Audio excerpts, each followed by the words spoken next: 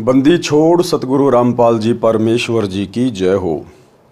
परमपिता परमात्मा सारी सृष्टि के रचनहार, कुल मालिक, असंख्य ब्रह्मांडों के स्वामी, जगत गुरु, तीनों लोकों में प्रवेश करके सबका भरण पोषण करने वाले राजाधिराज, आत्माधार, नाथों के नाथ, देवों के देव, महादेव, सर्वेश्वर, महेश्वर, मृत्युंजय, अजरो अमर, आदि अनादि, सनातनी प्रभु, जगत पिता जगदीश्वर, श्री श्री 1008 की उपाधि के वास्तविक अधिकारी, अकाल मूर्त शब्द स्वरूपी राम वासुदेव, सर्वगतम ब्रह्म, परम पूज्य, प्रथम पूज्य, परम संत, परम पुरुष, परम धनी, परम दयालु, सत्य कबीर, हक्का कबीर, अल्लाहु कबीर, अल्लाहु अकबर, बाखबर, अल्लाह ताला, जगत के तारणहार, जगत के मुक्तिदाता, जगत के जगन्नाथ, हारे के सहारे, हिंदुओं के राम, मुसलमानों के अल्लाह, सिखों के वाहिगुरु, ईसाइयों के मसीह, दया के सागर दया निधि, करुणा के सागर करुणा निधि, स्वयंभू परिभू, संकट मोचन, कष्ट हरण, मंगल करण, दुख भंजन, अविगत कबीर,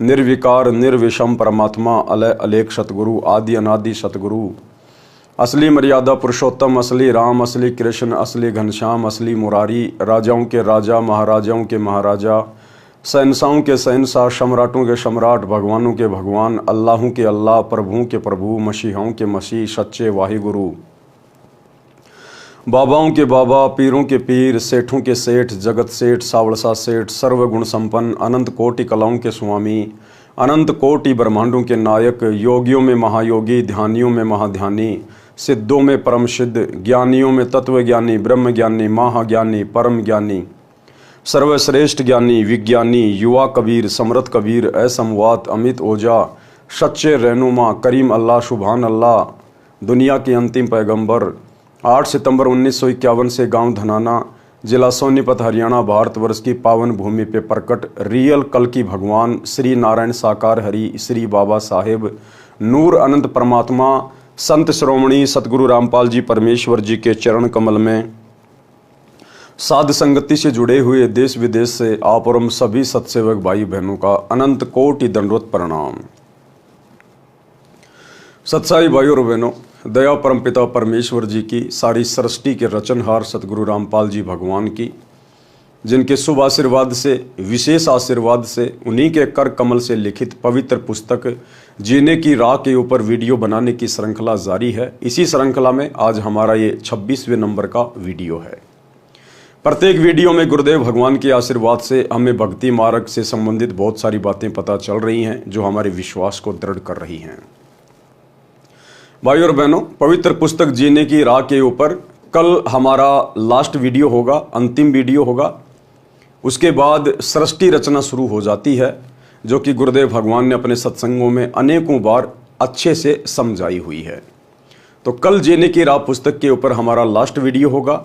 उसके बाद मुसलमान धर्म के ऊपर गुरुदेव भगवान ने जो पवित्र पुस्तक लिखी है, मुसलमान नहीं समझे ज्ञान कुरान, यानी मुसलमान धर्म के भाई, मुल्ला, काजी, ये लोग कुरान शरीफ के ज्ञान को भली भांति नहीं समझ पाए हैं। उसके बाद उस पुस्तक के ऊपर वीडियो बनाने की श्रृंखला शुरू होगी। तो आज के वीडियो में गुरुदेव भगवान हमें वासुदेव की परिभाषा के विषय में बता रहे हैं। आम जो जगत के लोग हैं, सांसारिक लोग हैं, जो शास्त्र अनुकूल साधना से अपरिचित हैं, अपने धर्म ग्रंथों के गूढ़ रहस्यों से अपरिचित हैं, वे लोग केवल श्री कृष्ण जी को वासुदेव कहते हैं। दरअसल वासुदेव श्री कृष्ण जी का नाम नहीं था, वासुदेव श्री कृष्ण जी के पिताजी का नाम था। और श्री कृष्ण जी के पिता का वासुदेव नाम पंडितों ने वेदों से रखा था, क्योंकि वेदों में वासुदेव पूर्ण ब्रह्म परमात्मा कबीर साहेब का नाम है। वासुदेव का मतलब होता है जिसकी सत्ता सबके ऊपर है, जिसका निवास हर जगह पर है, जो कण कण में है, जो हर जगह निवास करता है, वास करता है, उसको कहते हैं वासुदेव। तो श्री कृष्ण जी वासुदेव नहीं है, श्री विष्णु जी वासुदेव नहीं है, दुर्गा वासुदेव नहीं है, 21 ब्रह्मांड का स्वामी ज्योति निरंजन वासुदेव नहीं है, क्योंकि ज्योति निरंजन यानी काल ब्रह्म का निवास केवल 21 ब्रह्मांड में है, जबकि इससे ऊपर तो अक्षर पुरुष के 7 संख्य ब्रह्मांड है। इसलिए अक्षर पुरुष भी वासुदेव नहीं है, क्योंकि अक्षर पुरुष से ऊपर फिर शतलोक है, और ऊपर के लोकों में और नीचे के सभी लोकों में केवल एकमात्र परम सत्ता का वास है, जिसे कबीर भगवान कहते हैं, जो कबीर भगवान वर्तमान में सतगुरु रामपाल जी के रूप में धरती पे प्रकट हैं।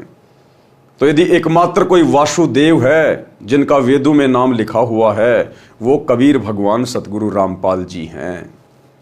तो चलिए गुरुदेव भगवान क्या समझा रहे हैं। पवित्र पुस्तक जीने की राह, पार्ट नंबर 26 और पेज नंबर 220। वासुदेव की परिभाषा। गीता अध्याय 3 श्लोक 14-15 में कहा है कि संपूर्ण प्राणी अन्न से उत्पन्न होते हैं। संपूर्ण प्राणी अन्न से उत्पन्न होते हैं। अन्न से कैसे उत्पन्न होते हैं?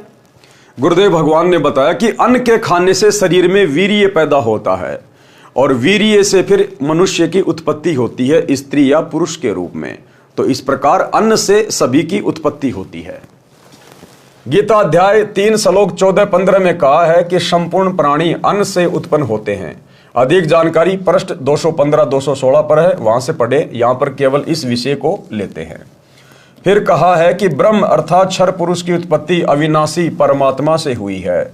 ब्रह्म कौन? ये 21 ब्रह्मांड का स्वामी, दुर्गा का पति, ब्रह्मा विष्णु महेश का पिता।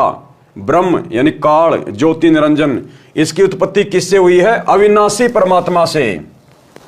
कौन अविनाशी परमात्मा? वही वासुदेव कबीर भगवान जो सबका उत्पत्ति करता है, जिसके विषय में गीता अध्याय 15 श्लोक 17 में कहा है। इससे सिद्ध है कि सर्वगतम ब्रह्म यानी सर्वव्यापी परम अक्षर ब्रह्म अर्थात वासुदेव सदा ही यज्ञों में प्रतिष्ठित है। विचार करें, सर्वगतम ब्रह्म का अर्थ है सर्वव्यापी परम अक्षर परमात्मा। गीता अध्याय 3 श्लोक 15 के अनुसार श्री ब्रह्मा जी, श्री विष्णु जी तथा श्री शिव जी तीनों देवता केवल एक ब्रह्मांड में बने तीनों लोकों स्वर्गलोक, पृथ्वीलोक, पाताल लोक में केवल एक एक विभाग अर्थात गुण के प्रधान हैं। ये सर्वगतम ब्रह्म अर्थात सर्वव्यापी परमात्मा वासुदेव नहीं है। यानी काल ने तपस्या करके पूर्ण ब्रह्म परमात्मा कबीर देव भगवान से 21 ब्रह्मांड लिए हुए हैं और 21 ब्रह्मांड के एक ब्रह्मांड में काल ने जो सृष्टि रची हुई है, उस एक ब्रह्मांड में केवल 3 लोकों के प्रधान हैं ये ब्रह्मा विष्णु महेश, वो भी एक एक विभाग के।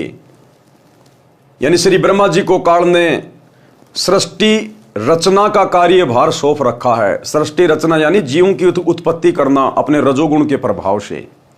विष्णु जी को कार्य दे रखा है उन सब का पालन पोषण करना, उन सबको मोह ममता में बांध के रखना।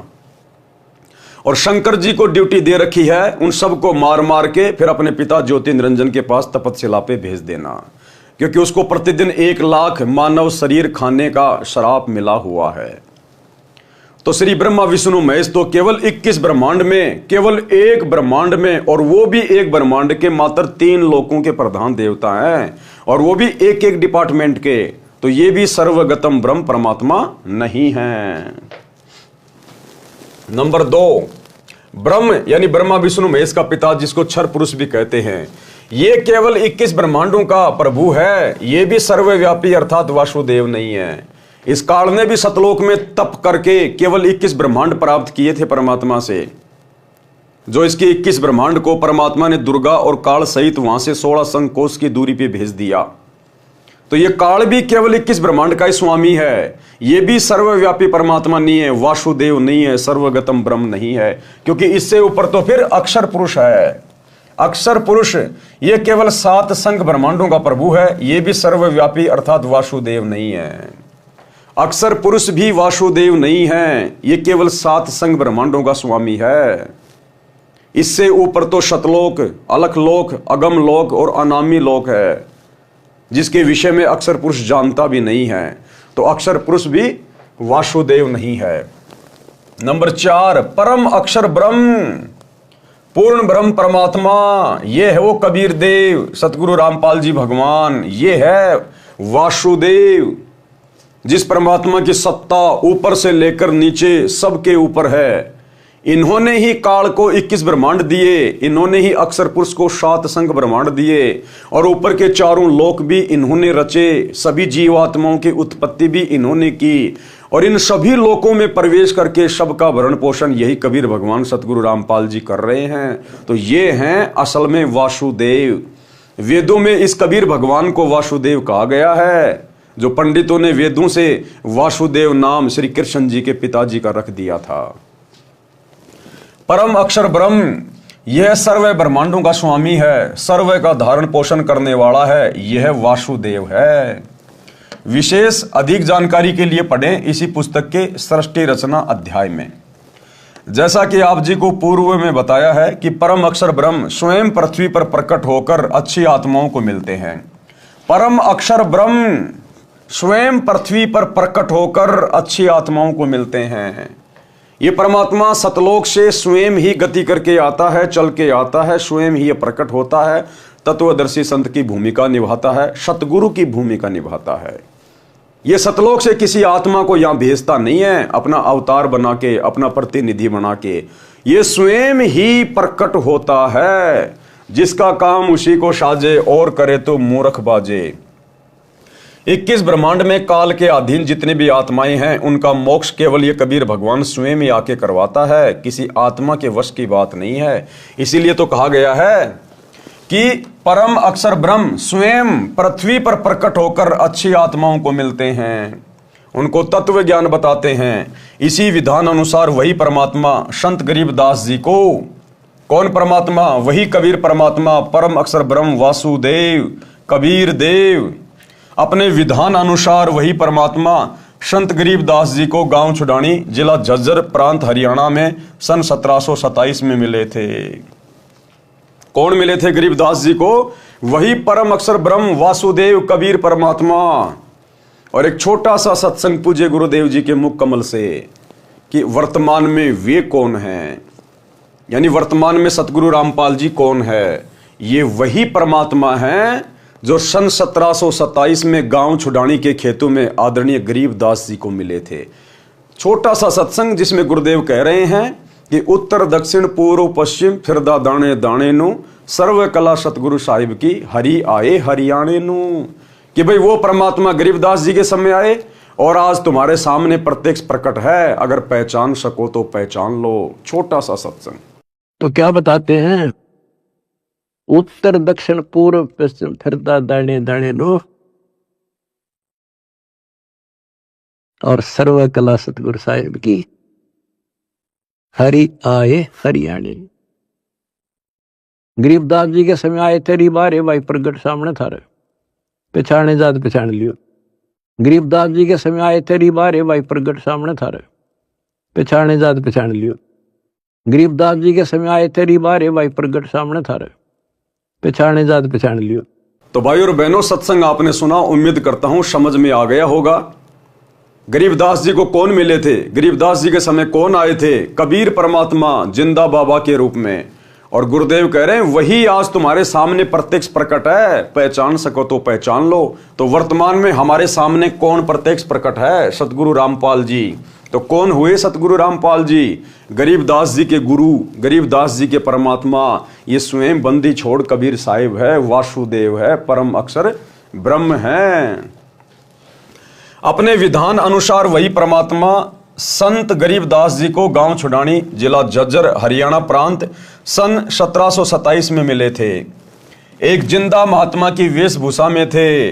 गरीबदास जी की आत्मा को उस सनातन परम धाम में ले गए थे। कहाँ? सतलोक में। फिर ऊपर के सर्व ब्रह्मांडों तथा प्रभुओं की स्थिति बताकर तत्व ज्ञान से परिचित कराकर वापिस शरीर में छोड़ा था। उस समय संत गरीबदास जी की आयु 10 वर्ष की थी। उस दिन संत गरीबदास जी को मृत जानकर चिता पर रखकर अंतिम संस्कार की तैयारी कर रहे थे। उसी समय उनकी आत्मा को शरीर में प्रवेश करा दिया।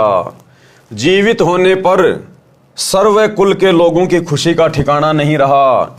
उसके पश्चात संत गरीबदास जी ने एक अनमोल ग्रंथ की रचना की। उसमें आंखों देखा तथा स्वयं परमात्मा द्वारा बताए ज्ञान को बताया, जो एक गोपाल दास नामक दादूपंथी साधु ने लिखा था, जो वर्तमान में प्रिंट करा रखा है। पंजाब प्रांत में लुधियाना शहर के पास एक वासियर गांव है। उसमें एक प्रभु प्रेमी व्यक्ति राम राय उर्फ झुमकरा रहता था। उसने संत गरीबदास जी की महिमा सुनी तो दर्शनार्थ गांव छुडानी में चला गया। संत गरीबदास जी ने ये ज्ञान सुनाया जो इस दास संत रामपाल दास को संत गरीबदास से प्राप्त हुआ है, जो आप जी को इस पुस्तक तथा अन्य पुस्तकों के द्वारा सुनाया है। उस राम राय ने प्रश्न किया कि हे महात्मा जी, यानी गरीबदास जी से उस राम राय उर्फ झुमकरा जी ने सवाल किया कि हे महात्मा जी, यह ज्ञान तो आज तक किसी ने बताया नहीं। संत गरीबदास जी ने वाणी के द्वारा बताया, कोट्यों मध्य कोई नहीं रे झुमकरा, अरबों में कोई गरक सुनो रे झुमकरा। कि भाई राम राय उर्फ झुमकरा, ये तत्व ज्ञान बताने वाला संत तुझे करोड़ों में कोई नहीं मिलेगा, करोड़ों में। अरबों में तुझे कोई एक आध मिलेगा, अरबों में।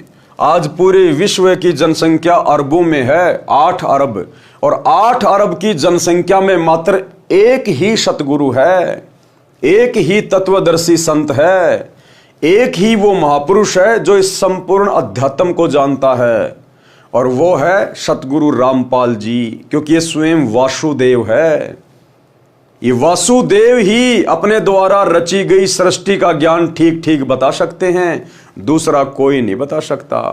गरीबदास जी के रूप में भी यही कबीर परमात्मा सतगुरु रामपाल जी थे।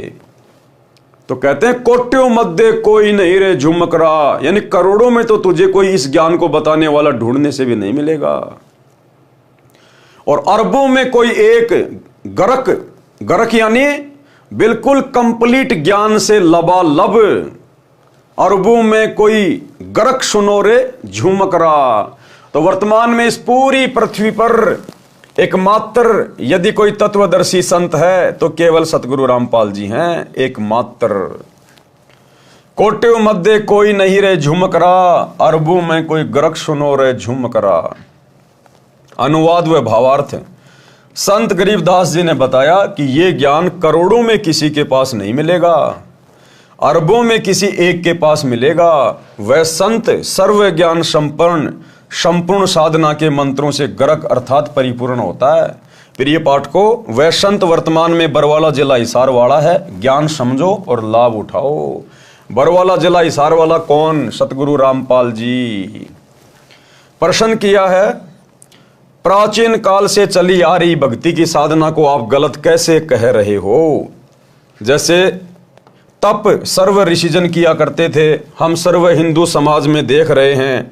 सब हरे कृष्णा हरे राम राधे राधे श्याम मिला दे, ओम नमः शिवाय, ओम नमो भगवते वासुदेवाय नमः, जय सिया राम राधे श्याम, ओम तत्सत में से कोई एक मंत्र का जाप करते आ रहे हैं, वर्तमान में भी कर रहे हैं। श्री रामचंद्र जी, श्री कृष्ण जी को हम पूर्ण परमात्मा मानते हैं, इसलिए इनके नाम जपते हैं। आप इन नाम जाप मंत्रों को व्यर्थ जाप बताते हैं, स्पष्टीकरण दीजिए। तो गुरुदेव भगवान ने क्या उत्तर दिया? प्राचीन काल में यदि ये साधना होती और ये मंत्र होते तो श्रीमद् भगवत गीता अध्याय 4 श्लोक 1 व 2 में गीता ज्ञान दाता ये नहीं कहते कि ये योग अर्थात जो भक्ति विधि में गीता ज्ञान में बता रहा हूं ये अब लुप्त प्राय हो गया है, नष्ट हो गया है। ये ज्ञान तथा भक्ति मैंने सूर्य देव से कही थी। अब बहुत सारे लोगों को शंका हो जाती है, जो लोग धर्मशास्त्रों से परिचित नहीं है, जो लोग विज्ञान को ज्यादा महत्व देते हैं, वो लोग जब ये सुनते हैं, गीता जी में इस अध्याय को पढ़ते हैं कि गीता जी में कहा गया है कि अर्जुन ये ज्ञान मैंने सबसे पहले सूर्य को दिया था, तो लोग सोच बैठते हैं कि ये सूर्य जो आग का गोला जो चमकता है, इसको भला कैसे ज्ञान दिया गया? इस आग के गोले को ज्ञान नहीं दिया गया। इस आग के गोले के ऊपर जिसका कंट्रोल है, जो देव इस आग के गोले सूर्य को कंट्रोल करता है, वो है सूर्य देव। वो अलग है, वो देवता अलग है, और ये आग का गोला सूरज अलग है। जिस प्रकार कोई बिजली मंत्री होता है, बिजली मंत्री, अब वो बिजली मंत्री कोई बिजली थोड़ी होता है, वो बिजली मंत्री एक इंसान है। उस बिजली मंत्री का उस बिजली के ऊपर अधिकार है, वो डिपार्टमेंट उसके हाथ में है, उसको कंट्रोल करता है। वो बिजली अलग है और बिजली मंत्री अलग है। इसी प्रकार ये सूरज अलग है और सूर्य देव अलग है। तो सूर्य देव को सर्वप्रथम ये ज्ञान दिया गया। ये ज्ञान तथा भक्ति मैंने सूर्य देव से कही थी। फिर मनु ने अपने पुत्र इक्ष्वाकु को कहा। फिर कुछ राजा ऋषियों ने जाना। अब बहुत समय से अर्थात द्वापर से बहुत समय पहले से ही लुप्त था, तथा मनु इक्ष्वाकु आदि आदि सर्व सतयुग के प्रथम चरण में हुए थे। यदि आप श्री रामचंद्र जी पुत्र राजा दशरथ तथा श्री कृष्णचंद्र जी श्री वासुदेव को पूर्ण परमात्मा मानते हैं, इसलिए इनके नाम हरे राम हरे कृष्ण आदि आदि जाप करते हैं और इन्हीं से मोक्ष मानते हैं, तो श्रीमद् भगवद गीता में वर्णित यथार्थ प्राचीन योग अर्थात भक्ति की विधि के विपरीत होने से व्यर्थ हैं। शास्त्र विधि त्याग कर मनमाना आचरण हुआ, जिस कारण से उपरोक्त प्रश्न में लिखे अन्य मंत्र भी शास्त्र प्रमाणित नहीं हैं, इसलिए व्यर्थ है। गीता अध्याय 16 श्लोक 23-24 में कहा है कि जो पुरुष शास्त्र विधि को त्याग कर मनमाना आचरण करते हैं, उनका न तो सुख होता है, न सिद्धि प्राप्त होती है, न उनकी गति होती है, अर्थात व्यर्थ साधना है। गीता अध्याय 16 श्लोक 23 से। अब भाइयों और बहनों, पूरी गीता में चारों वेदों में दुनिया वाले जो भी मनमुखी नामों का जाप करते हैं, राधा राधा श्याम मिला दे, हरे राम हरे कृष्णा, ओम नमः शिवाय, जय गणेश, कोई भी मंत्र आपको ना तो चारों वेदों में देखने और सुनने को मिलेंगे, ना आपको पूरी गीता जी में कहीं पे सुनने और देखने को मिलेंगे, जो हमारे शास्त्रों में नहीं है। क्योंकि भक्ति विधि हमारे शास्त्रों में है और शास्त्रों में इन मंत्रों का कहीं जिक्र नहीं, कहीं कोई उल्लेख नहीं है, फिर भी हम इन मंत्रों का जाप कर रहे हैं एक दूसरे की देखा देखी। तो हम तो मूर्ख प्राणी हैं, मूर्ख प्राणी।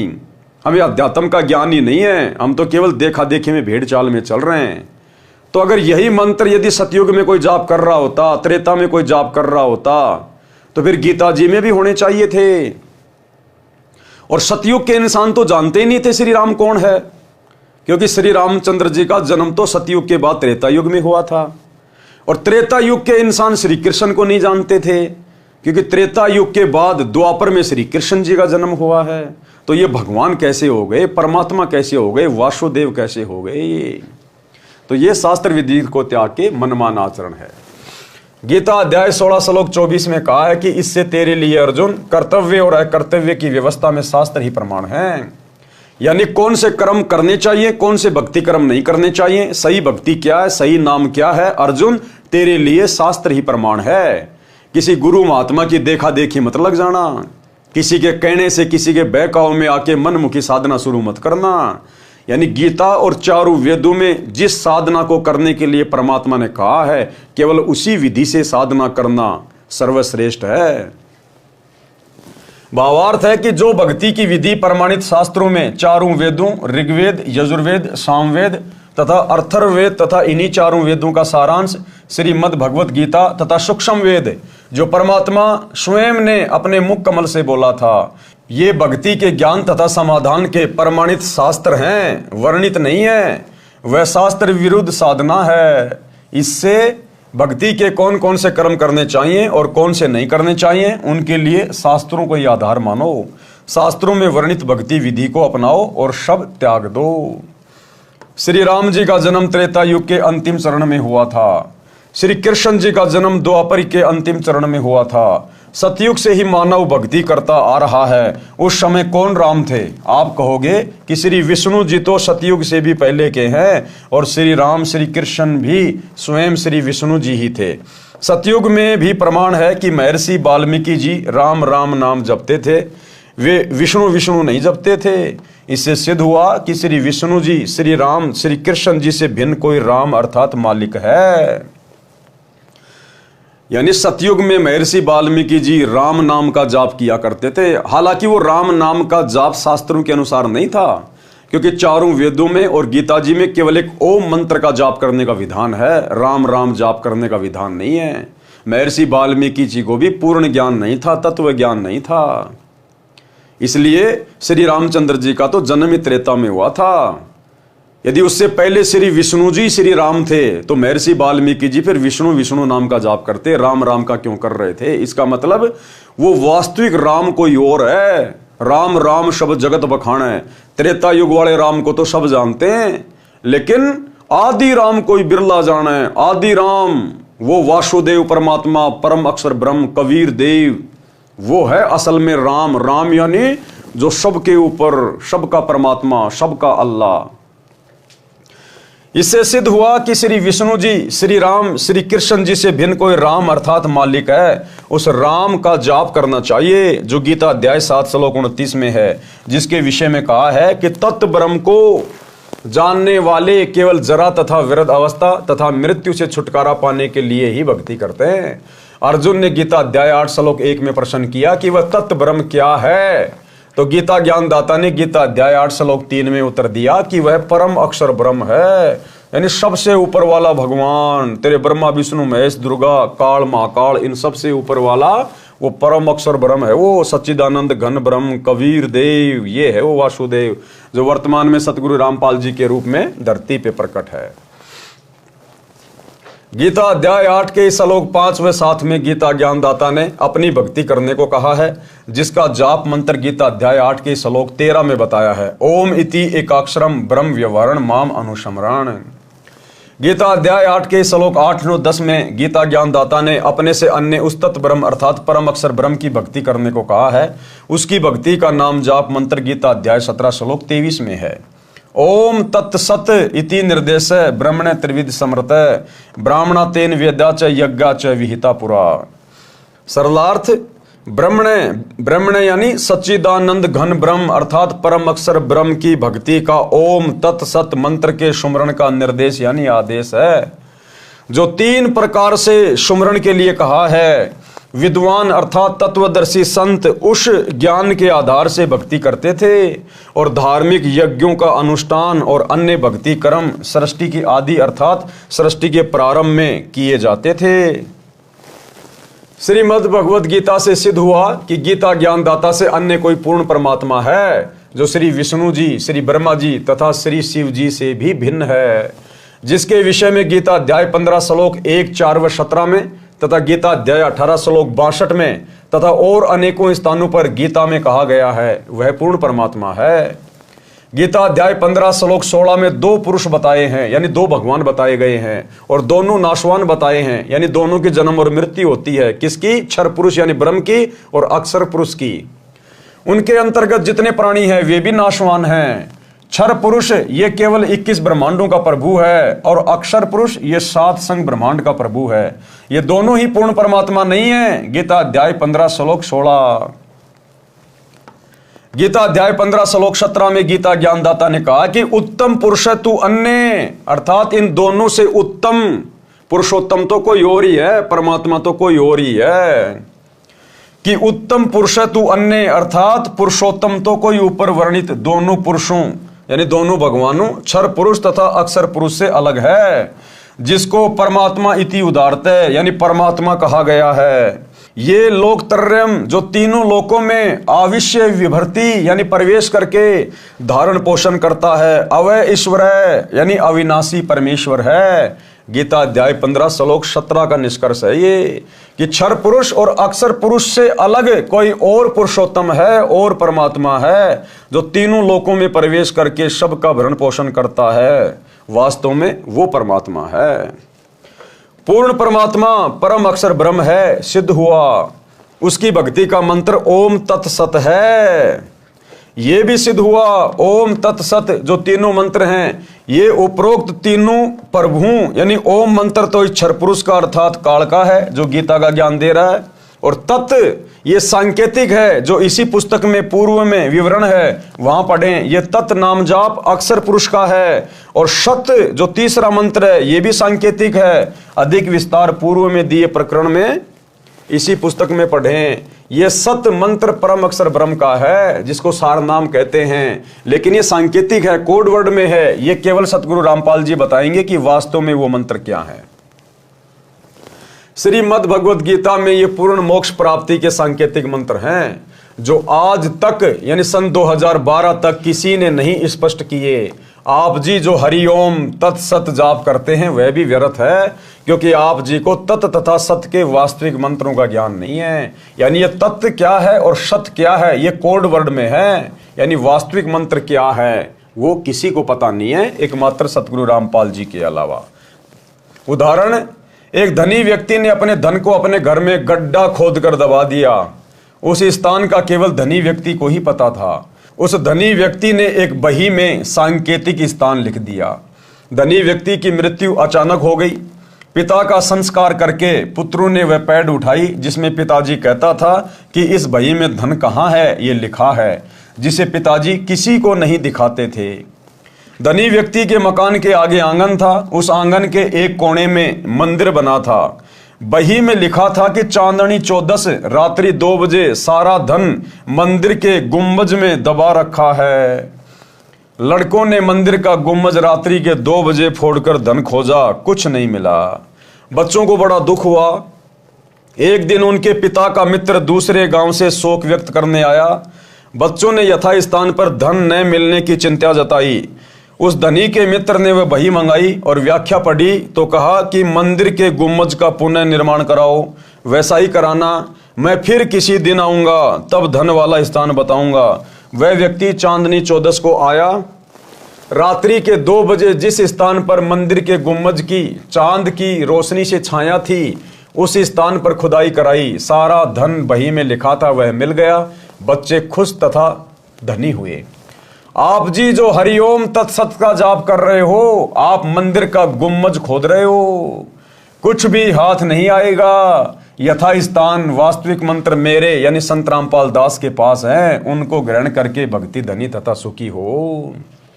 परमात्मा कहते हैं वस्तु कहां खोजे कहां और किस विध लागे हाथ, और भाई एक पलक में पाइए बेदी ले ले साथ। तो ये ओम तत् सत क्या है, इनके पीछे छुपे हुए वो वास्तविक मंत्र क्या हैं, इनका भेद वर्तमान में केवल सतगुरु रामपाल जी के पास है, क्योंकि ये वासुदेव है, इन्होंने इन मंत्रों का आविष्कार किया है। प्रश्न किया है, राधा जी गांव बरसाना उत्तर प्रदेश नजदीक वृंदावन की रहने वाली थी। वहां के व्यक्ति राधे राधे नाम जपते हैं। सुबह सुबह या कभी कभी आपस में मिलते हैं तो वे राम राम नहीं बुलाते, वे कहते हैं चाचा राधे राधे। चाचा कहता कि बेटा राधे राधे, क्या वे मूर्ख हैं? उत्तर दिया गुरुदेव ने, तत्व ज्ञान के अभाव से लोकवेद को सत्य ज्ञान मानकर यह शास्त्र विरुद्ध मंत्रों का जाप चल रहा है। यानी ये गीता जी में कहीं नहीं लिखा राधा राधा राधे राधे श्याम मिला दे, ये मनमाना आचरण है, लोकवेद है, भेड़ चाल है।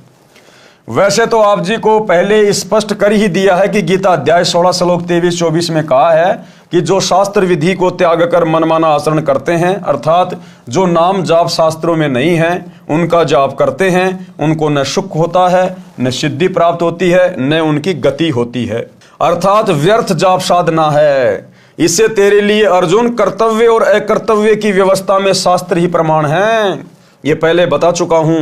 अब बात है कि चाचा भतीजा राधे राधे शब्द क्यों उच्चारण करते हैं। आप जानते हैं कि राधा जी कौन थी? राधा भगवान श्री कृष्ण जी की प्रेमिका थी। उस समय बरसाना गांव के व्यक्ति राधा जी को उल्टा, बदचलन, निर्लज आदि आदि विशेषणों से संबोधित करते थे। कहते थे ये दूसरे गांव के नंद बाबा के लड़के से छिप छिप कर मिलने जाती है, इसे अपने घर पर भी न आने देना, बेटियों पर गलत प्रभाव पड़ेगा। श्रीमान जी, अब उसी बरसाना के व्यक्ति राधा जी के लिए स्वयं स्त्री पुरुष युवतियां कहते हैं कि राधे राधे श्याम मिला दे। जैसा कि आप जी ने पूर्व के प्रश्न में बताया था कि हम ये नाम भी जाप करते हैं, अब न राधा जी है और न श्री कृष्ण जी, अब बड़बड़ा रहे हैं सनीपात के जवर के रोगी की तरह, राधे राधे श्याम मिला दे। यही स्थिति अन्य मंत्रों की है जो आपने पूर्व प्रश्न में कहे हैं, उनकी जानो, वे भी शास्त्र प्रमाणित न होने से व्यर्थ हैं। और जिस समय राधा थी श्री कृष्ण जी भी यही था, और वो बेचारी राधा श्री कृष्ण जी से मिल भी नहीं पाती थी, छुप छुपा के मिलती थी बड़ी मुश्किल से लोगों से नजरें बचा के। और जब वो राधा श्री कृष्ण से मिलने जाती थी लोगों को पता चलता था तो बरसाने के लोग उसको बदचलन लड़की कहते थे, बदचलन, अपने घर पर भी नहीं आने देते उसको कि हमारे बच्चे और बिगाड़ेगी। तो वो राधा बेचारी खुद नहीं मिल पाती थी श्री कृष्ण जी से, और अब तुम कहते हो राधे राधे श्याम मिला दे, तुम्हें कहां से मिला देगी? बेचारी खुद तो छुप छुप के मिला करती थी। तो ये शास्त्र विधि को त्याग के मनमाना आचरण हो रहा है। अब आपके इस प्रश्न का उत्तर बताता हूं कि चाचा भी कहता है राधे राधे, भतीजा भी कहता है राधे राधे। आपको भी पता है कि राधा जी श्री कृष्ण जी की प्रेमिका थी। आपको यह भी पता है कि जब रुक्मणी जी को श्री कृष्ण जी भगाकर रथ में बैठा कर लाने लगा तो रुक्मणी जी का भाई अपनी बहन को छुड़ाने के लिए घोड़े पर सवार होकर पीछे दौड़ा था। श्री कृष्ण जी ने पहले तो उसे पीटा था, फिर रथ के पीछे बांधकर घसीटा था। रुक्मणी जी भी श्री कृष्ण जी की प्रेमिका थी, उनके बीच में रुक्मणी का भाई आया था, उसकी क्या दशा की थी। श्री कृष्ण जी ने रुक्मणी की प्रार्थना पर रुक्मणी के भाई की जान बख्शी थी। यदि आज भगवान कृष्ण वर्तमान में होते तथा राधा भी होती और बरसाना वाले चाचा भतीजा आपस में ये शब्द बोलते कि राधे राधे, तो क्या श्री कृष्ण जी पसंद करते? कभी नहीं। चाचा भतीजा दोनों को रथ से बांधकर घसीटते। यदि आप किसी की प्रेमिका का नाम लेकर बड़बड़ाओगे तो प्रेमी के ऊपर कैसी गुजरेगी? यदि ताकतवर होगा तो मुंह फोड़ देगा, कमजोर होगा तो रोएगा, उसकी जान को कोसेगा। क्या वह प्रसन्न होगा? नहीं। इसलिए ये नाम जो शास्त्र प्रमाणित नहीं है, इनका जाप व्यर्थ है। शास्त्र प्रमाणित नाम मेरे पास है। किसके? सतगुरु रामपाल जी के पास, वासुदेव के पास। आओ और अपना कल्याण कराओ। फिर किसी ने प्रश्न किया, आपने प्रसन्न यानी पूर्ण गुरु की क्या पहचान है? इसके उत्तर में एक स्थान पर लिखा है कि प्रमाणित हुआ कि ओम नाम का जाप शास्त्र प्रमाणित है। काल ब्रह्म की पूजा करनी चाहिए या नहीं? इसके उत्तर में बहुत सारे ऋषियों की पूजा को शास्त्र विधि त्याग कर मनमाना आचरण कही है, जो ओम नाम का जाप करते थे। उत्तर दिया गुरुदेव ने, वे ऋषि जी ओम नाम के जाप के साथ हट करके घोर तप भी करते थे, जिस कारण से उनकी साधना को शास्त्र विरुद्ध कहा है। ओम नाम का जाप शास्त्र प्रमाणित तो है, परंतु मोक्षदायक नहीं है, क्योंकि ओम नाम केवल इस ब्रह्म का है, काल का है, जो गीता अध्याय 8 श्लोक नंबर 13 में है। ओम इति एक अक्षरम ब्रह्म व्यवहरण माम अनुस्मरण ये पर्याति तजन देहम सयाति प्रमाम गतम। और ओम नाम की साधना करके आप केवल उसके ब्रह्म लोक में जा सकते हैं, और ब्रह्म लोक में जाने के बाद भी जीव वापस आता भक्ति नष्ट करके। गीता अध्याय 8 श्लोक नंबर 16 में लिखा हुआ है। और ब्रह्म लोक से नीचे आके फिर वो नरक भोगता है, 84 लाख योनियों में गधा कुत्ता सुअर बनता है। इसलिए ओम नाम की साधना भी मोक्षदायक नहीं है, परंतु मोक्षदायक नहीं है, जिससे अनुत्तम गति प्राप्त होती है। अनुत्तम गति यानी घटिया गति, मोक्ष प्राप्त नहीं होगा। इसलिए उन ऋषियों की पूजा विधि शास्त्र विरुद्ध है। वेद तथा गीता में उस पूर्ण परमात्मा की भक्ति करने को कहा है, उसकी भक्ति न करके मनमानी पूजा शास्त्र विरुद्ध है। प्रश्न किया फिर, महर्षि वाल्मीकि जी तो सतयुग में हुए थे, वे भी राम राम जपते थे, क्या ये मंत्र भी शास्त्र प्रमाणित नहीं है? जी बिल्कुल नहीं है। कैसे नहीं है? उत्तर, पूर्व में बताया है कि गीता अध्याय 4 श्लोक 1 व 2 में गीता ज्ञान दाता ने बताया है कि ये ज्ञान मैंने सूर्य को सुनाया था, उसने अपने पुत्र मनु जी को सुनाया, फिर कुछ एक राज ऋषियों को प्राप्त हुआ। सतयुग के प्रारंभ में ही ये सब सूर्य, मनु व राज ऋषि हुए, उनके बाद ये ज्ञान नष्ट हो गया था। महर्षि वाल्मीकि जी को सप्त ऋषि मिले थे, उन्होंने तपस्या करके सिद्धियां प्राप्त की थी, वही हठ योग करके तप विधि महर्षि वाल्मीकि जी को उन्होंने बता दी। जिस हठ योग तप को महर्षि वाल्मीकि जी ने तन मन से श्रद्धा से किया, कुछ समय उपरांत शरीर के ऊपर के भाग यानी सिर में से आवाज सुनाई दी थी, वह थी राम राम। उसी शब्द का उच्चारण महर्षि वाल्मीकि जी तपस्या के दौरान करने लगे, यानी मनमाना आचरण करने लगे। काल ने वो आकाशवाणी कर दी राम राम, क्योंकि उसने तो भक्ति का ड्रामा बना के रखना है, सबको अपने भोजन के लिए शास्त्र विरुद्ध साधना पे लगा के रखना है। सुनने वाले को ऐसा लगता है जैसे ये मरा मरा बोल रहे हैं, वास्तव में राम राम का ही उच्चारण किया करते थे। उनको तपस्या का परिणाम मिला, उनमें सिद्धियां प्रवेश हो गई, उनकी दिव्य दृष्टि खुल गई, जिस कारण से उन्होंने श्री रामचंद्र जी के जन्म से हजारों वर्ष पूर्व ही रामायण अर्थात श्री रामचंद्र जी के जन्म की जीवनी सर्व घटनाएं लिख दी थी। ग्रंथ का नाम है वाल्मीकि रामायण, जो संस्कृत भाषा में लिखी गई थी। राम राम के जाप से कोई आध्यात्मिक लाभ नहीं होता, परंतु परमात्मा का बोधक शब्द होने से, उच्चारण करने से परमात्मा की भूल नहीं पड़ती। इसलिए राम नाम के उच्चारण का प्रचलन हिंदू धर्म में प्राचीन समय से है। जैसे स्वामी रामानंद जी राम राम शब्द से संबोधित करते थे, उनके शिष्य भी एक दूसरे को राम राम से संबोधित करते थे, परंतु जाप ओम मंत्र का किया करते थे। इसी प्रकार हम कबीर पंथी सत साहेब बुलाते हैं, हमारा जाप मंत्र अन्य है। उसी भक्ति से भगवान तक जाया जा सकता है। सूक्ष्म वेद में कहा है, सतगुरु मिले तो इच्छा मेटे, पद मिल पद समाना, चल हंसा उस लोक पठाऊं जो अजर अमर अस्ताना। चार मुक्ति जहां चंपी करती माया हो रही दासी, दास गरीब अभय पद पर से वो मिले राम अविनाशी। अब भक्ति किस भगवान की करनी चाहिए, किस प्रभु की करनी चाहिए? गीता जी के अनुसार, यानी गीता जी क्या कह रही है कि भक्ति किस प्रभु की करनी चाहिए। इसलिए सूक्ष्म वेद में कहा है, भजन करो उस रब का जो दाता है कुल सबका, कि उस प्रभु का, उस भगवान का, उस रब का, उस मालिक का भजन करो जो सबका रब है, सबका भगवान है, सबका परमात्मा है, जो वासुदेव है, उस परम अक्षर ब्रह्म का, कबीर देव का, जो वर्तमान में सतगुरु रामपाल जी के रूप में धरती पे प्रकट है। श्रीमद् भगवद गीता अध्याय 15 श्लोक 1 से 4 तथा 16-17 में कहा है कि यह संसार ऐसा है जैसे पीपल का पेड़ है।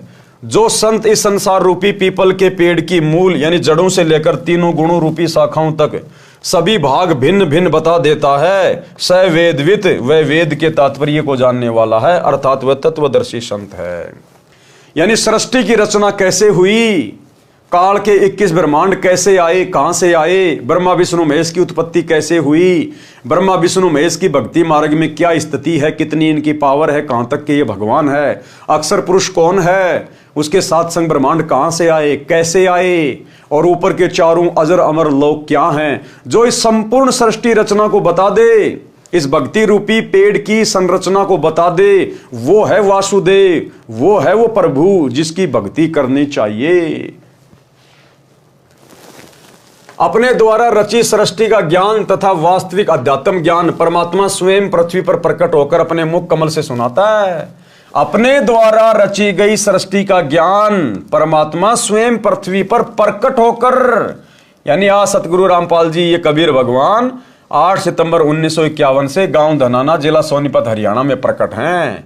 और ये सृष्टि रचना का ज्ञान, ये संसार रूपी पीपल के पेड़ की संरचना जो गीता जी में लिखी हुई है अध्याय 15 श्लोक 1 से 4 में केवल सतगुरु रामपाल जी परमेश्वर जी ने बताई है, सतयुग से लेकर वर्तमान समय तक पूरी व्याख्या करके।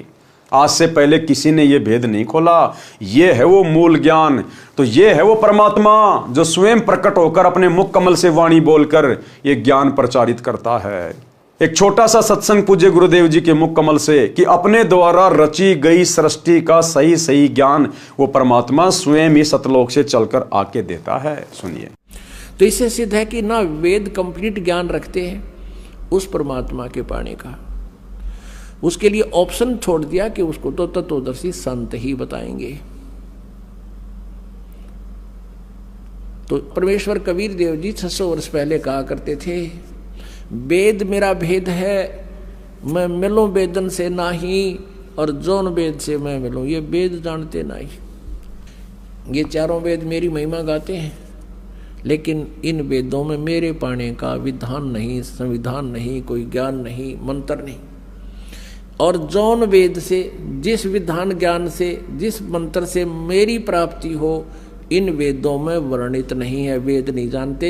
और वेद तो खुद कह रहे हैं कि वो तो तत्वदर्शी संत बताएंगे। वो तत्वदर्शी संत की भूमिका करने भी स्वयं ही परमेश्वर आए थे। ना जीव तत्वदर्शी नहीं हो सकता, अध्यात्म ज्ञान से जीव परिचित नहीं हो सकता भगवान की रची सृष्टि को। और जीव उससे उत्पन्न प्राणी कैसे बता देगा? ये ब्रह्म भी, ब्रह्मा विष्णु महेश भी, और दुर्गा भी, ये सभी देवता भी, और यो काल भी, ब्रह्म भी और परब्रह्म भी, ये सब उस परमात्मा से उत्पन्न है। तो परमात्मा के द्वारा उत्पन्न की गई सृष्टि को उसके बालक नहीं बता सकते, संतान नहीं बता सकती, तो पिता ही बतावे। तो भाई और बहनों, सतगुरु रामपाल जी किसी के अवतार नहीं है, किसी के दास नहीं है, कोई संदेशवाक नहीं है। ये स्वयं ही कबीर देव है, वासुदेव है, परम अक्षर ब्रह्म है। अपने द्वारा रची सृष्टि का ज्ञान तथा वास्तविक अध्यात्म ज्ञान परमात्मा स्वयं पृथ्वी पर प्रकट होकर अपने मुख कमल से सुनाता है। प्रमाण के लिए पढ़े निम्न वेद मंत्र। इन मंत्रों की फोटोकॉपी कृपया देखें पुस्तक गीता तेरा ज्ञान अमृत में, जिनका अनुवाद आर्य समाज के प्रवर्तक महर्षि दयानंद तथा उसके अनुयायियों ने किया है। उनकी त्रुटियां लेखक संत रामपाल दास ने शुद्ध की है।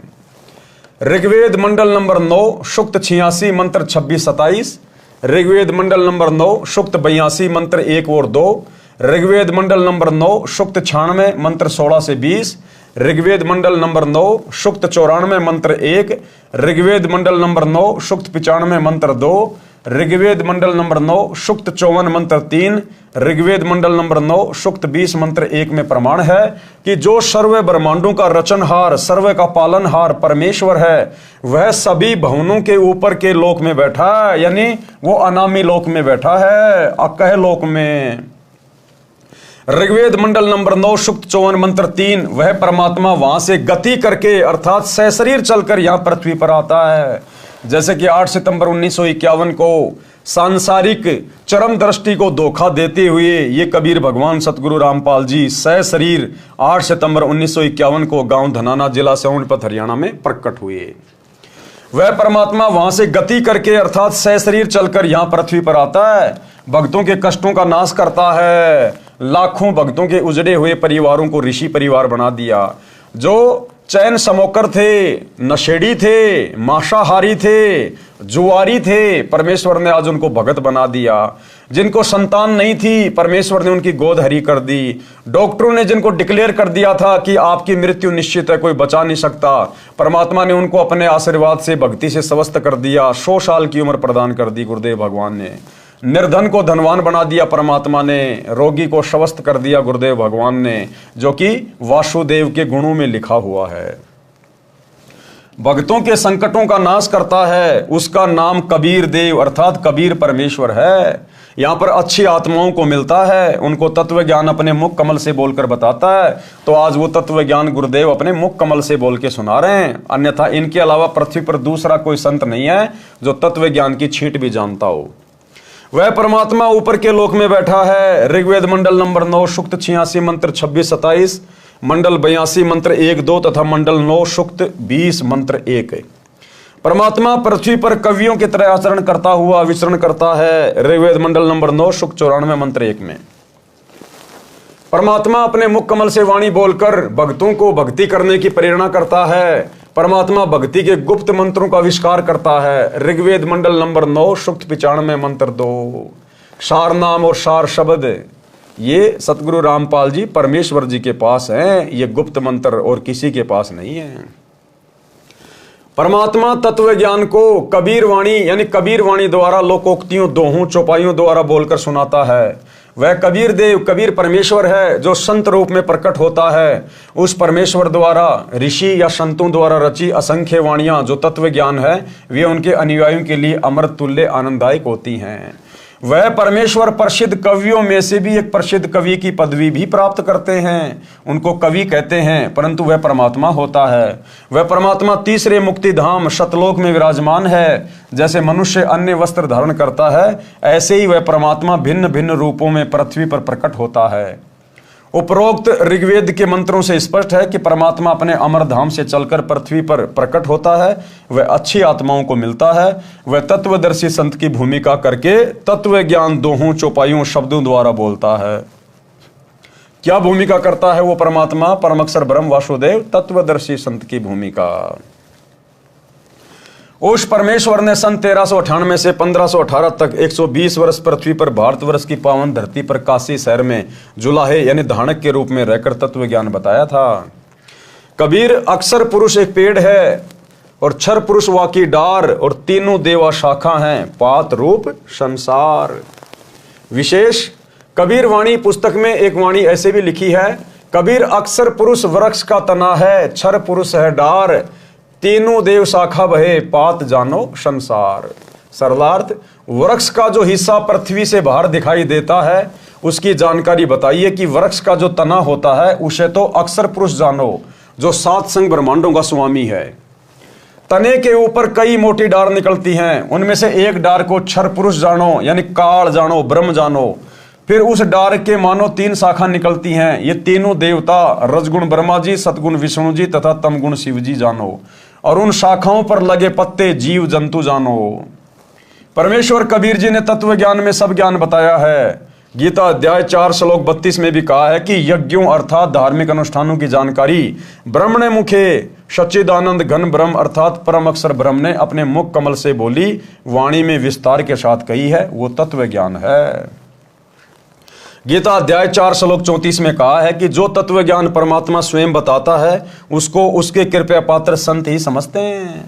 यानी तत्व ज्ञान को, जो तत्व ज्ञान को कबीर भगवान वासुदेव सतगुरु रूप में तत्वदर्शी संत के रूप में प्रकट होकर बताता है, उसको हर कोई नहीं समझ पाता, केवल उसके कृपया पात्र संत ही समझते हैं, जो अपने गुरु को परमात्मा के रूप में स्वीकार कर लेते हैं, अपने गुरु को ही परमेश्वर के रूप में जान लेते हैं। और वर्तमान में केवल सत्सेवक भाई बहन जो साध संगति से जुड़े हुए हैं, केवल यही वो आत्मा हैं जो कृपा पात्र हैं गुरुदेव भगवान की, जिन्होंने अपने गुरु को अपना इष्ट मान लिया, परमात्मा मान लिया, कबीर भगवान मान लिया। और समाज में जो कबीर दास जी की जो नकली फोटो है दाढ़ी मूंछ वाली, उसको फाड़ फाड़ के फेंक दिया। और गीता अध्याय 3 श्लोक 13 के अनुसार अपने गुरु को इष्ट मानकर घर घर में उनका बेड लगाकर उनको भोग लगाया जा रहा है। तो क्या कहा गुरुदेव ने, जब वो परम अक्षर ब्रह्म तत्वदर्शी संत के रूप में धरती पे आता है, तब उसके कृपा पात्र संत ही उसको समझ पाते हैं। उस तत्व ज्ञान को तू तत्वदर्शी संतों के पास जाकर समझ, उनको दंडवत प्रणाम, पृथ्वी पर पेट के बल लंबा लेटकर प्रणाम करके नम्रता पूर्वक प्रश्न करने से वे तत्वदर्शी संत तत्व ज्ञान का उपदेश करेंगे। परमेश्वर ने यह तत्व ज्ञान स्वयं पृथ्वी पर प्रकट होकर बताया था। गीता अध्याय 15 श्लोक 1 में तत्वदर्शी संत की पहचान बताई है कि जो संत संसार रूपी वृक्ष को मूल यानी जड़ से लेकर सर्व अंगों को जानता है, वो तत्वदर्शी संत है। अब जाने संसार रूपी वृक्ष के सर्वांग, मूल यानी जड़, ये परम अक्षर ब्रह्म है, ये कबीर देव है, ये वासुदेव है। यानी पेड़ की जो जड़ होती है वो जमीन के अंदर होती है, वो दिखाई नहीं देती, वो परोक्ष होती है, गुप्त होती है, छुपी हुई होती है, लेकिन वो साकार है। यदि उसको खोद के देखा जाए तो वो साकार है, साकार। इसलिए पेड़ का जो मूल है वो उसकी जड़ होती है, जड़ से ही पूरे पेड़ को पोषण मिलता है, तने को भी, डारियों को भी, आगे शाखाओं को भी। तो वो पोषण कहां से मिल रहा है? जड़ से मिल रहा है। इसी प्रकार जो परम अक्षर ब्रह्म है, जो वासुदेव है, कबीर देव, वो गुप्त है, वो परोक्ष है, निराकार नहीं है, वो साकार है। जैसे पेड़ की जड़ें निराकार नहीं है, वो साकार हैं जो जमीन के अंदर है। इसी प्रकार वो कबीर परमात्मा साकार है, निराकार नहीं है, जो तीनों लोकों में प्रवेश करके सबका भरण पोषण करता है। जैसे पेड़ की जड़ें पूरे पेड़ का पोषण करती हैं। मूल यानी जड़, ये परम अक्षर ब्रह्म है जो सबका मालिक है, सबकी उत्पत्ति करता है, सबका धारण पोषण करने वाला है, जिसकी जानकारी गीता अध्याय 8 श्लोक 1 के प्रश्न का उत्तर गीता अध्याय 8 के ही श्लोक 3, 8, 9, 10 तथा 20, 21, 22 में दिया है। उसी का वर्णन गीता अध्याय 15 श्लोक 17 में है। जैसे गीता अध्याय 15 श्लोक 16 में 2 पुरुष बताए हैं, एक क्षर पुरुष, दूसरा अक्षर पुरुष। ये दोनों तथा इनके अंतर्गत जितने शरीरधारी प्राणी हैं वे सब नाशवान हैं, जीव आत्मा तो किसी की भी नहीं मरती। गीता अध्याय 15 के श्लोक 17 में कहा है कि उत्तम पुरुष है अर्थात पुरुषोत्तम तो अन्य ही है, जिसे परमात्मा इति उदाहरता है, परमात्मा कहा जाता है। ये लोकत्रयम जो तीनों लोकों में अविश्य विभर्ती प्रवेश करके सबका धारण पोषण करता है, अवय ईश्वर है, वो अविनाशी परमेश्वर है।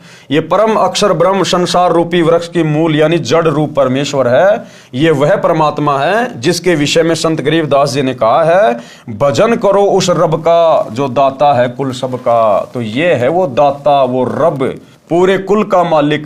भजन करो उस रब का जो दाता है कुल सबका। ये 21 ब्रह्मांड के स्वामी क्षर पुरुष का भी दाता है, 7 संग ब्रह्मांड के स्वामी अक्षर पुरुष का भी दाता है। यह असंख्य ब्रह्मांडों का मालिक है। यह क्षर पुरुष तथा अक्षर पुरुष का भी मालिक तथा उत्पत्ति करता है। अक्षर पुरुष ये संसार रूपी वृक्ष का तना जाने, ये 7 संग ब्रह्मांडों का मालिक है, ये भी नाशवान है। तीसरा क्षर पुरुष ये गीता ज्ञान दाता है, इसको क्षर ब्रह्म भी कहते हैं। इसे संसार वृक्ष की डार जानो, ये केवल 21 ब्रह्मांडों का मालिक है, ये भी नाशवान है। नंबर 4 पर तीनों देवता, रजगुण ब्रह्मा, सतगुण विष्णु, तमगुण शिव, संसार रूपी वृक्ष की 3 शाखाएं यानी टहनियां हैं। ये एक ब्रह्मांड में बने 3 लोकों, पृथ्वी लोक, पाताल लोक तथा स्वर्ग लोक में एक एक विभाग के मंत्री हैं यानी मालिक हैं। जैसे रजगुण विभाग के श्री ब्रह्मा जी मालिक हैं, जिसके प्रभाव से सभी प्राणी संतान उत्पत्ति करते हैं। शतगुण विभाग के श्री विष्णु जी मालिक हैं, जिसके एक दूसरे में ममता बनी रहती है, कर्मा अनुसार सर्व का किया फल देते हैं। तमोगुण विभाग के श्री शंकर जी मालिक हैं, जिसके कारण सर्व का अंत होता है। और पात रूप में संसार के प्राणी जानो, यह है संसार रूपी वृक्ष के सर्व भागों की भिन्न भिन्न जानकारी। यह ज्ञान स्वयं परमेश्वर कबीर जी ने अपने मुख कमल से बोला था। वह कबीर वाणी, कबीर बीजक, कबीर शब्दावली तथा कबीर सागर में श्री धनी धर्मदास बांधवगढ़ वाले द्वारा लिखा गया था। उस परमेश्वर ने जो बताया ही था, यह वर्तमान में इस दास रामपाल दास ने समझा है। ये कृपया परमेश्वर कबीर जी की ही है कि संपूर्ण अध्यात्म ज्ञान मुझे प्राप्त है। गीता अध्याय 15 श्लोक 1 के अनुसार तत्वदर्शी संत की पहचान से भी यह सिद्ध हुआ कि ये दास रामपाल दास वो तत्वदर्शी संत है। तो भाइयों और बहनों, मौका चूको मत, जितना जल्दी हो सके सतगुरु रामपाल जी परमेश्वर जी के सत्संग सुनना शुरू कर दो और भक्ति शुरू कर दो। आने वाला समय बहुत ज्यादा विनाशकारी है। अगर आप शास्त्र विधि को त्याग के मनमुखी मंत्रों का जाप करते रहोगे, हरे राम हरे कृष्णा राधे राधे श्याम मिला दे, ओम नमः भागवते वासुदेवाय नमः, कुछ भी जपते रहो, कुछ भी ढोलक पेटी बजाते रहो, इन नकली साधु संत महात्मा आचार्य शंकराचार्य की शरण में पड़े रहो, कुंभ नहाते रहो, गंगा हरिद्वार गया बरसाना बद्रीनाथ केदारनाथ नीलकंठ कहीं भी चक्री मारते रहो, गोवर्धन की फेरी लगाते रहो, कुछ नहीं हासिल होगा। अंत में दुर्गति होगी, दुर्गति। क्योंकि आप सभी लोग मनमानी साधना कर रहे हो, मनमानी पूजा। पूरा का पूरा हिंदू समाज मनमानी पूजा के ऊपर टिका हुआ है, मनमानी साधना के ऊपर। एक बार सतगुरु रामपाल जी के सत्संग सुनना शुरू करो, सृष्टि रचना को सुनो, पढ़ो, समझो और सत भक्ति को अपनाओ। ये मनुष्य जन्म केवल सत भक्ति के लिए मिला है, केवल सत भक्ति के लिए। बाकी सारे काम तो जानवर भी करते हैं और अंत में हम वही काम करते करते मर गए, तो फिर जानवर में और हम इंसानों में भला क्या अंतर हुआ। तो भाइयों और बहनों, आज के जीने की राह पुस्तक के ऊपर बन रहे वीडियो में केवल इतना ही। कल हमारा लास्ट वीडियो होगा, अंतिम वीडियो होगा जीने की राह पुस्तक के ऊपर। तो कल रात्रि सभी भाई बहन 8 बजे फिर से जुड़िए। तब तक गुरुदेव भगवान हम सबको आज्ञा दें, इजाजत दें, सद्बुद्धि दें, आशीर्वाद दें। बंदी छोड़ सतगुरु रामपाल जी भगवान की जय हो।